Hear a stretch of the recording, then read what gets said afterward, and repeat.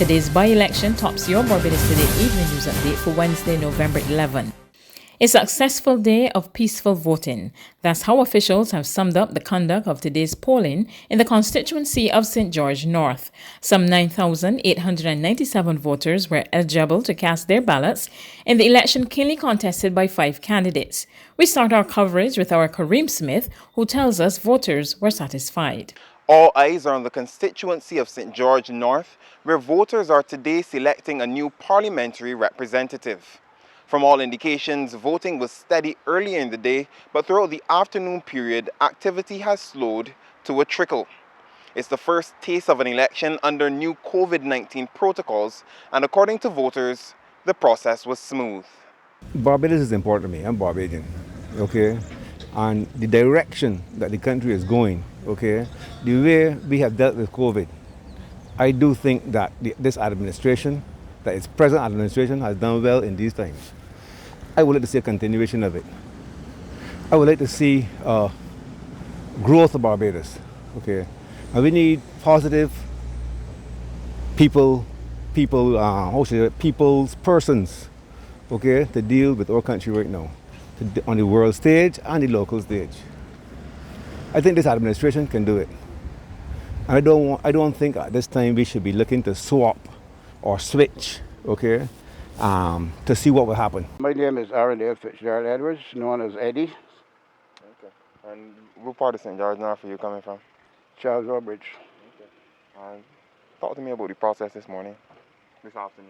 I would hope that in 4 years or 5 years' time, when I have to vote again, that it be like this. It is the most simplest and the best for all of my times of voting. It's the smoothest one I've had. Okay. Why is that? What's been so different about today? I would hate to believe that it's because of the pandemic and that the things was properly organized more so than all the confusion that you had in prior times. There were times that I worked at a polling station and even there was confusion.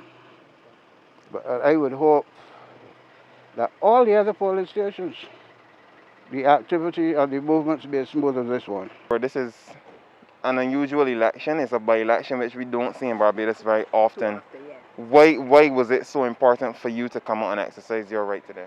Well, my rights is, what will I say?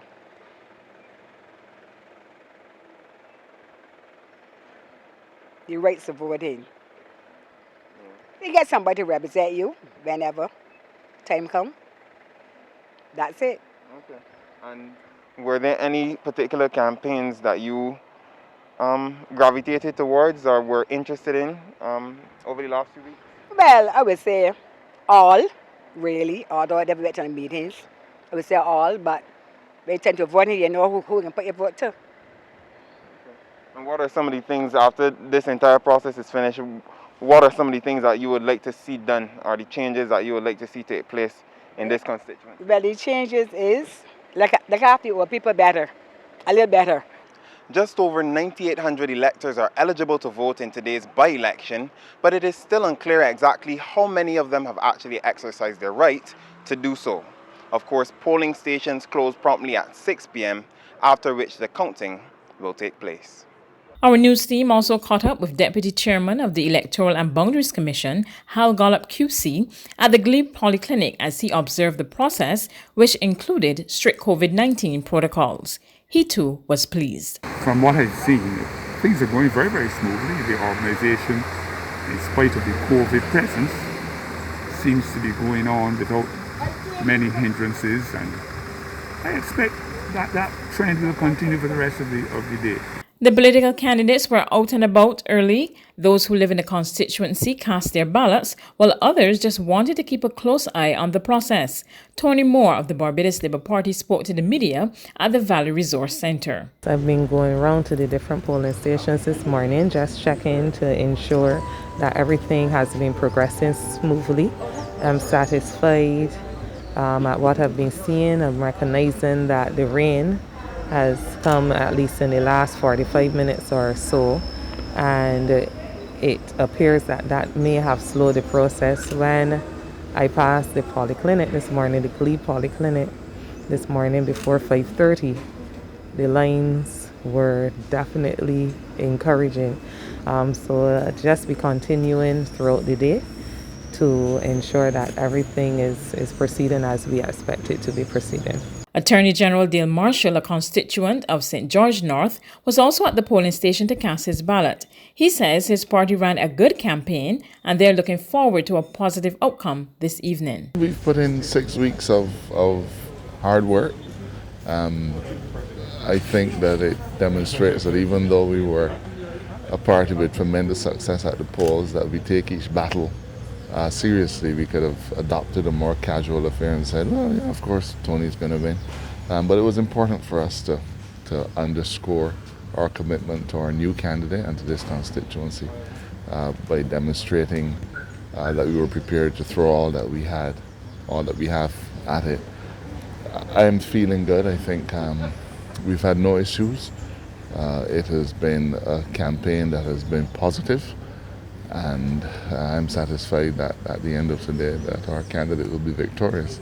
Over at the Glebe Polyclinic, the Democratic Labour Party candidate Floyd Rutherford, accompanied by his wife Amanda, cast their votes. When he emerged from the polling booth, Rutherford was happy with his campaign and upbeat about his chances. From day one, I was confident from the start. And all through the campaign, it was a tough campaign, it was very intense, but we were confident all the way. And I just want to take the opportunity now to thank everybody that was part of the campaign. I thought that my team did a great job, and I want to thank them for the support that they've given me. My family, my wife Amanda, and even my daughter Victoria. She's in it as well. But yes, all my friends and stuff like that. I just want to say thanks to them and thanks to all the support from all the Democratic Labour Party people and our president Verla de Pisa as well.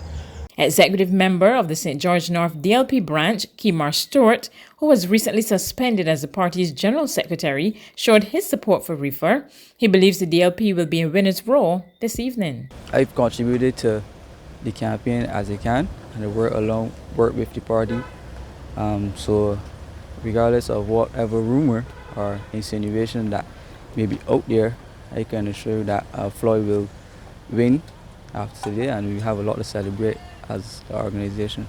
Ambrose George of the United Progressive Party also gave the day's voting process his nod of approval, and he has set his eyes on victory. As I have been canvassing over the past several months, I know that my talking points, my ideas, my programs have had resonance, and that's why I'm confident I will do well today. David Walron of the People's Party for Democracy and Development is eagerly looking forward to tonight's results. He too was satisfied with the conduct of today's poll. I already had an idea what the setup would be. EBC would have spoken to us and explained to us that the protocols would have been enforced and provisions would have been made for persons who were special, like the older people, the pregnant people and stuff like that. I'm very aware of that. And based on that, I felt good that they would have done that, and I think based on what I would have heard, it seemed as if the process is moving along quite smoothly. But unlike his political rivals, Grenville Phillips, the Solutions Barbados candidate, did not venture out to polling stations. He is patiently awaiting the results. I trust the persons at the Electoral and Boundaries Commission to do a professional job. I told them that. So I don't have any polling agents or counting agents because I believe that they are professional people there. I don't need to look over their shoulders. There is the Barbados Labour Party, there is the Democratic Labour Party. Those two are looking over their shoulders. I think that's enough scrutiny for me. After 5 or 6 weeks of campaigning, what's the feeling right now? Quietly confident. But it's up to the voters to decide. I think I've done as much as I possibly can do. Within my capacity. The counting of ballots were scheduled to get underway at 8 p.m. and results are expected before midnight. That's news, but for the very latest, visit our website at www.barbadostoday.bb. You can also subscribe to our e-paper, email updates, or like us on Facebook, and sign up for our breaking news alerts via WhatsApp. We're also on Izumi Media and bus terminals, as well as screenplay at supermarkets and gas stations near you. You can also hear us on Mix 96.9 FM and Capital Media HD 99.3 FM.